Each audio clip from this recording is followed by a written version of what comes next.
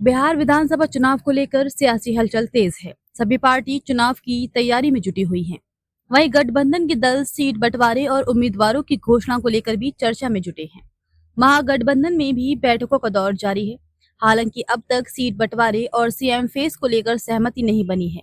वहीं हाल एनडीए गठबंधन में भी है। एनडीए के नेताओं के द्वारा भले की दावा किया जा रहा है कि सभी दल एकजुट होकर सीएम नीतीश के नेतृत्व में चुनाव लड़ेंगे, लेकिन अंदर खाने में सीट बंटवारे को लेकर मतभेद देखने को मिल रहा है। एनडीए में सीट शेयरिंग को लेकर भले ही औपचारिक ऐलान नहीं हुआ है, लेकिन मुख्यमंत्री नीतीश कुमार की पार्टी जनता दल यूनाइटेड ने अपनी तैयारी तेज कर दी है। पार्टी ने 112 सीटों पर अपने स्तर से तैयारी शुरू कर दी है। सीएम नीतीश की पार्टी ने इसके लिए जिला और विधानसभा स्तर तक अपने नेताओं को मैदान में उतार दिया गया है। जदयू सूत्रों के मुताबिक पार्टी ने अपने नेताओं को साफ संदेश दे दिया है कि ये सीटें उनके हिस्से आने वाली हैं और पूरी ताकत झोंक दें। इसके लिए पार्टी ने इन सीटों की सूची भी नेताओं को सौंप दी है। सूत्रों से मिली जानकारी के अनुसार जेडीयू अपनी 7 से 8 पुरानी सीटें छोड़ सकती है, जहां पार्टी पिछले कई चुनावों से लगातार लड़ती रही है, लेकिन जीत हासिल नहीं कर सकी। इनमें पटना की फुलवारी शरीफ और मसौड़ी, रोहतास की दिनारा, भोजपुर की जगदीशपुर, किशनगंज के ठाकुरगंज, कोचाधामन और पश्चिम चंपारण की नौतन शामिल है।